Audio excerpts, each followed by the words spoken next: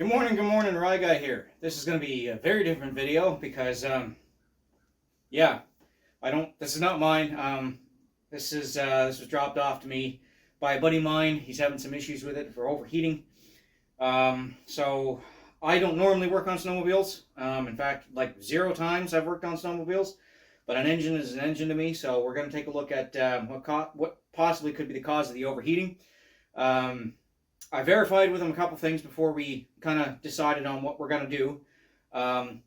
Symptoms are overheating quite quickly. It doesn't take very long to go into limp mode, go into overheat. We've got issues, we think, with the water pump, and the way we've kind of verified that with is the hoses around the water pump are hot and the tunnel is not hot. So that indicates to me that there's no water cycling through it. 2-stroke sled, but they use a heat exchanger. So yeah, so I think that there's going to be a water pump issue. So that's where we're going to start. So if you're watching this, don't worry, I'm not charging you for the any video time or anything like this. This is just going to be purely labor hours put into this. I am going to do a compression test and possibly a leak down test just to make sure that there is no problems with the head gasket as well while we have it in here. So yeah, we'll go ahead and start in on this. I think first thing we got to do is access this side where the pull cord is to get to the water pump. So I got to pull off the exhaust and pull off the pull cord assembly and see where we're at from there. This is the IQ chassis 600cc from Polaris with the Liberty 600cc engine. That's about all I can tell you because I'm not a sled guy. So anyway, we're going to get started. Thanks for joining me.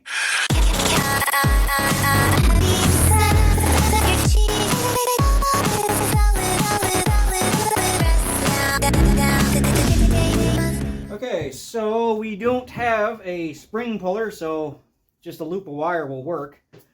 You just need to kind of compress it just enough to get underneath that spring end as such, and then you can pull them off like that. Now, the big boy's over here. Oh, I'm fixing to eat that rooster. He's starting to peeve us off. Oh no, I just dropped my wire. See it? Sensor wire, cut zip tie off. And that plugs in here with two black wires. That's handy. I'm just going to mark one so that I know what goes to what.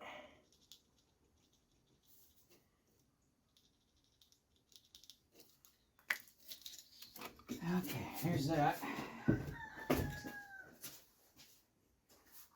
Okay, they're all the same springs. Which would make perfect sense because you wouldn't want to have a whole bunch of different springs to hold everything down.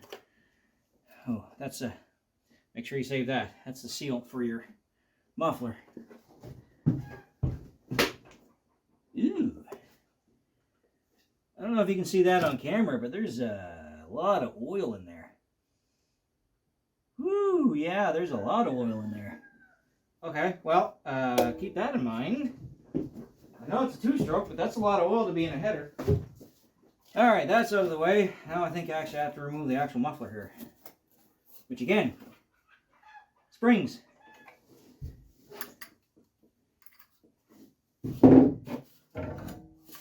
Oh god, that's a heavy muffler.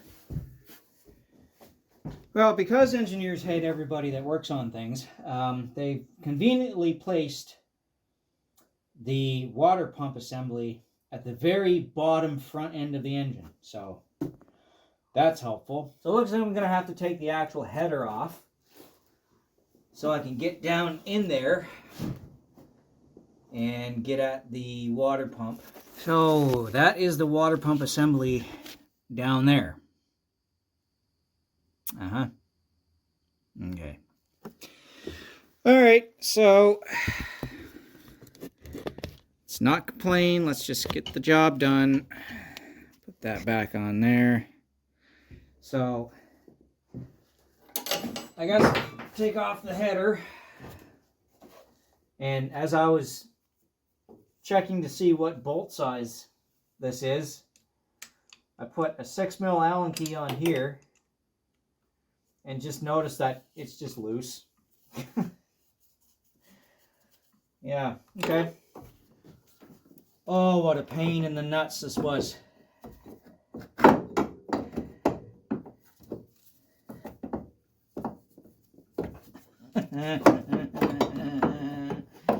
Get out, please.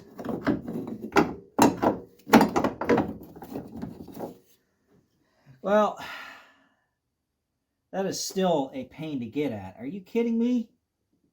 Jeez. That whole assembly has bolts underneath here. I don't know how I'm going to get at that one. I'll figure something out, but man. Also, I've actually never seen, because I don't work on sleds, I've never seen a starter with a flex joint on it. I mean, it makes a starter easy to replace, but okay. That's new to me. I wonder if I can get it a little bit further off.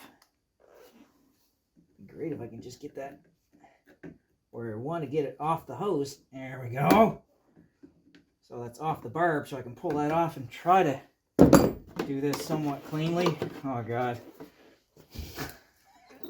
This is gonna suck.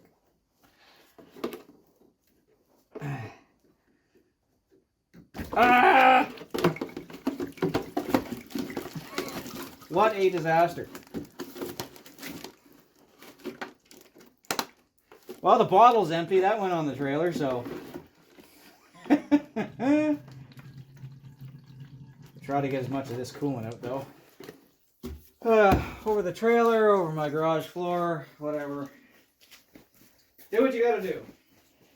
Okay, now I need to remove the hose from the actual pump assembly. Yeah. And release more schmoo.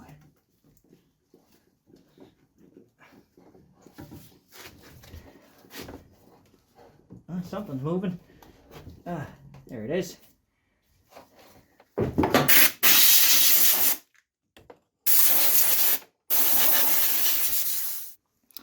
Now it looks like I'm going to have to take off a little starter Bendex assembly there. Okay. Let's take everything off so we can get to the one thing we need to fix. Oh boy. Here we go. Okay. So now I need to remove all of said bolts down on that water pump assembly. Like this one here, I can probably get my wrench on, but there's one underneath it that I have no idea. I can get the wrench on it, but I can't turn it. It wouldn't even help if I had a ratchet wrench, because I can't even remove that. Okay, I got it. That's how I got it out. I combined that little screwdriver ratchet thing with an adapter on a 10mm socket, so it's really, really small and narrow. That did it. Okay, now this thing should come off. I have to break the seal here a little bit, but sure I got all the bolts out that I can feel anyway.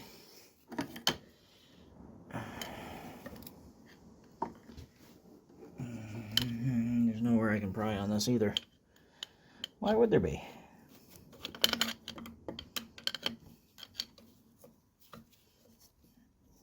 Oh, yeah, just a little bit of persuasion.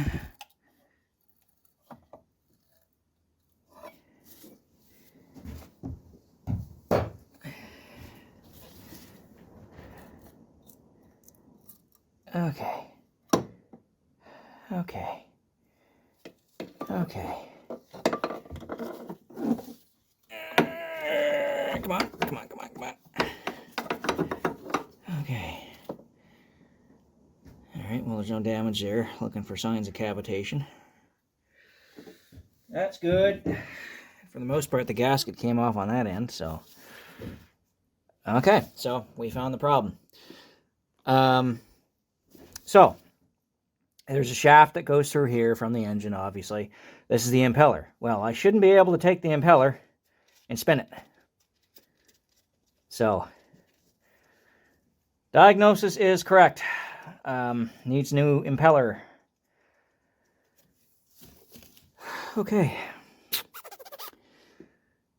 Well, that's a good thing. That's encouraging. So, yeah, shouldn't do that. 13.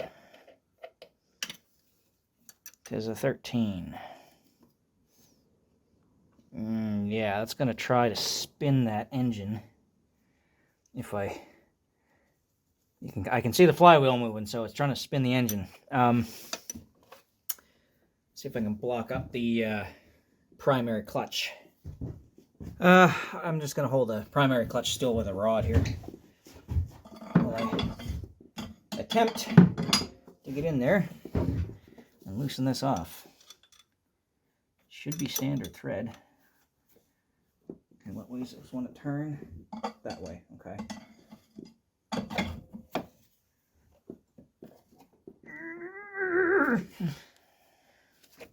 Oh, jeez. That was easy.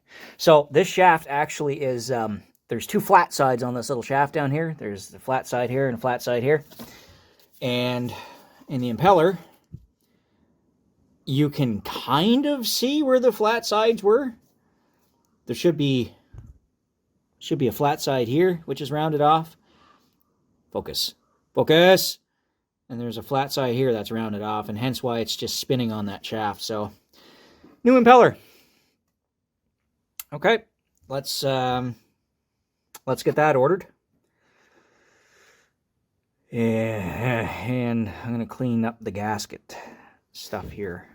This is a siding puller, like a house siding puller, but it's nice because it's got a little bit of a rounded edge, and it works great for getting in there and scraping off the gasket material.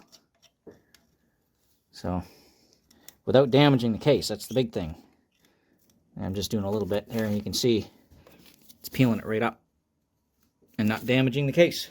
So I got to get that all cleaned up, and whenever I get the parts ordered, we'll catch you later. Oh boy, we're picking this up months later. It's hot. When I left off the last clip, I was wearing a winter beanie. It was like April or May. It is now mid-July. We finally got these parts in. Holy crap, the world's getting screwed up. Took months to get this stuff in. Okay, we're not going to waste too much time here. It's hot. I'm wearing a stupid do-rag on my head because I got sweat beading down. So, before we go any further, I got the parts, but this customer also wants to do a radiator flush or a heat exchanger flush, and we also want to do a compression test on these cylinders, so that's what I'm going to do first. I'm going to get set up for that. Now, we're going to pull both plugs. Because I don't want to hook the starter up, so I'm going to use the pull start.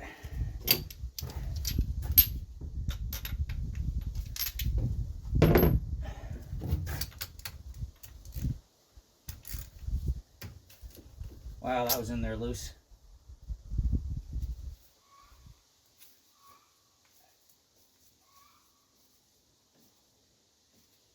All right.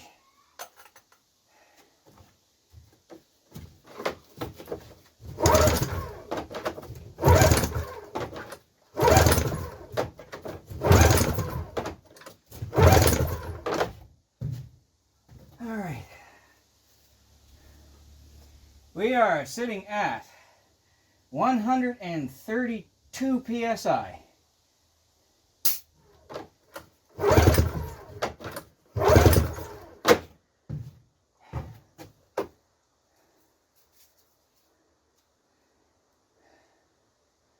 That one's a little bit lower. Still not bad. That's actually 122, 120, 124.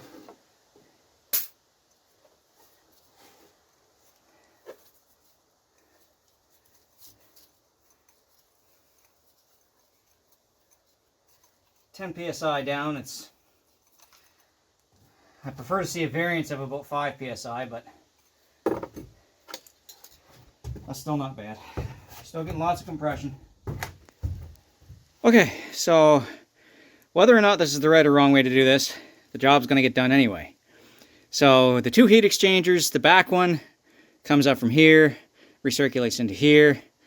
Then the front one comes from the bottom end of the thermostat housing, comes back and loops back into here. So both heat exchangers end up back inside the pressure bottle. So that means, since this is already drained from when I took the pump apart, this is just now open. So I should be able to pressurize this side by taking off the bottom side, and that'll clean out the front heat exchanger. And the back heat exchanger, I'm probably going to have to take off the top hose and then pressurize that, which will pressurize the system into the rear heat exchanger, come back up here, inside of here, and then blow back out into the bottle. And this is where I'm going to be catching all my coolant, in here. Theoretically. Theoretically. Okay, this is absolutely not pretty, but again, in theory, it should work. So I went through all my irrigation stuff. I found a hose barb to garden hose, male to garden hose female, chunk of 5/8 hose, another hose barb to garden hose, female to garden hose, and with an on-off valve.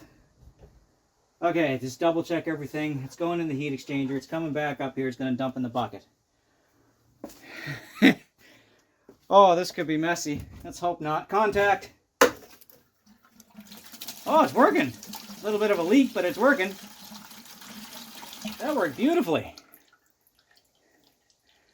Okay, so now I got to try to blow out the excess water in here, because this is a winter machine.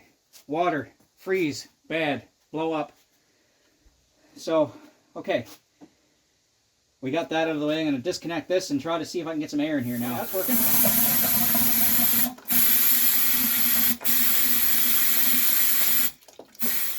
Connect this side, disconnect the other side, repeat. I'm not going to record that because I got to get moving on this project here.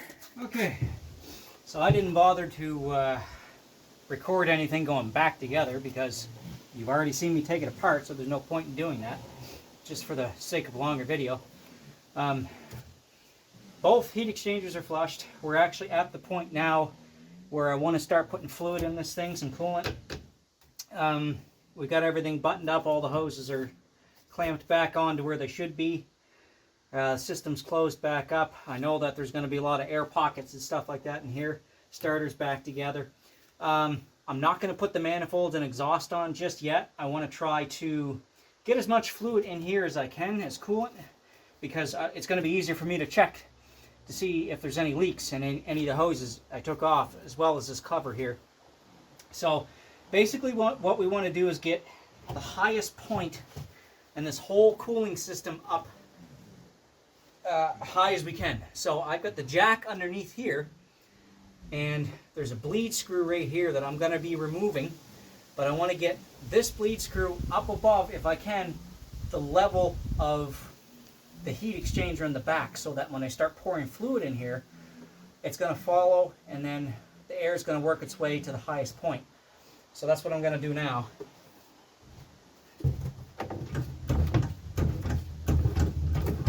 Well, that should help, but that's as high as my jack goes. So, all right, gotta get that off. So for antifreeze, I'm just using some Prestone stuff here, green antifreeze. It's pretty much what I pulled out of here. I know that there's going to be a little bit of residual water in here. I've mixed it just a little bit heavier than what I normally would. According to here, it's freeze up point at -37 at 50-50, and at 70 it's -64 Celsius. So I mixed it just a little bit heavier just to see if, be extra sure, extra cautious, right? It's a winter machine.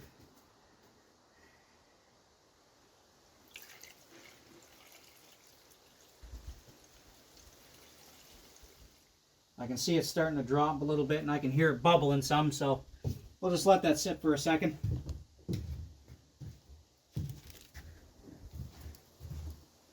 Alright, well, that's as high as I can get this. I'm just checking for leaks right now.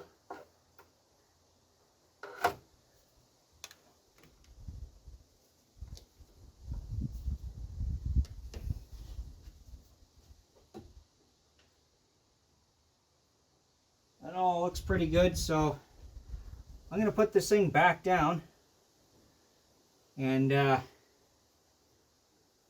going to put it back down. I'm going to start bolting the exhaust components on because I want to get it started here shortly. So we're going to do that now. Whew, okay. Well, what a fight. Why does everything on a snowmobile, maybe it's not all the same, but this entire exhaust system is just held together by springs? Holy crap.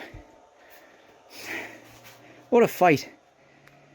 I got a new rad cap to go on here. You should replace the rad cap when you do this kind of service. In fact, I think, yeah, it even says it on here. Test to replace when changing coolant.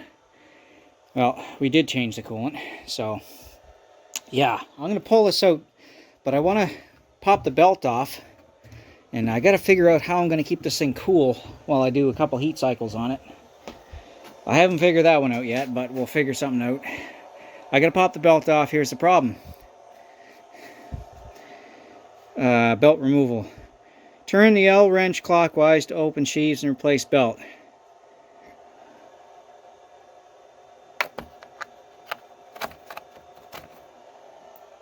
I assume that's where it is. I don't actually know. Is there a toolbox in here somewhere?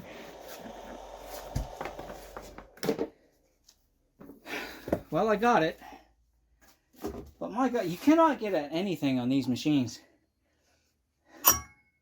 The only thing I found to actually fit in that hole, I didn't even have a bolt to fit in here. This is an old piece of threaded rod that I welded a nut onto. And this was a slide hammer that I made years ago when I was a kid to get the magneto off of my 1986 Honda XR100R. And I still have it. And it's the only thing in the shop that I had to fit this.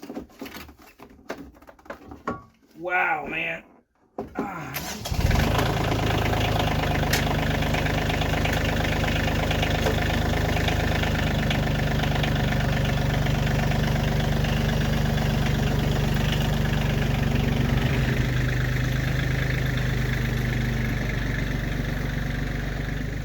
Well, I don't really have any fans or anything like that to put in the front, but I'll add some cold water to the rear heat exchanger because I have to run this for a little bit, and I still want to lift up the front so I can bring the front end up to make that the highest point. I'm going to crack that cap, that rad cap, to allow any air to escape, but I figure something like this, let's leave the hose running and spray that heat exchanger.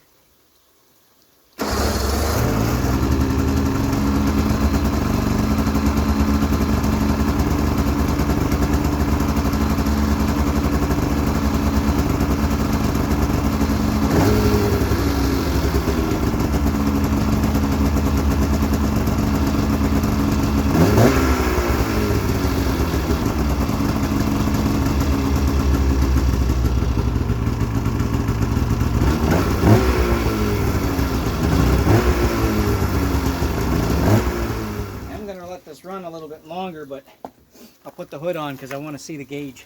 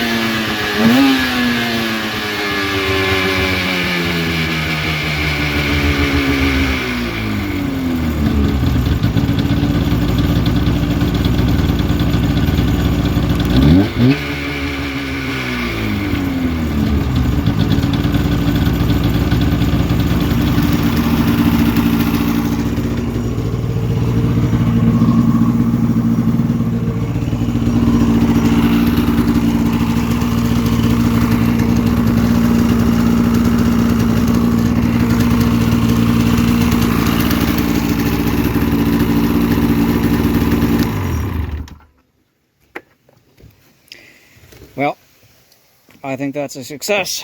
I got no snow. I can't run it hard, so I don't see any leaks anywhere.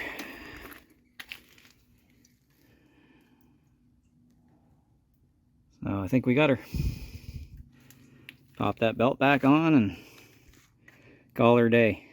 Anyway, hopefully you got something out of this video. I don't work on sleds a lot. Like, rarely, ever. Some parts of that was pretty poison.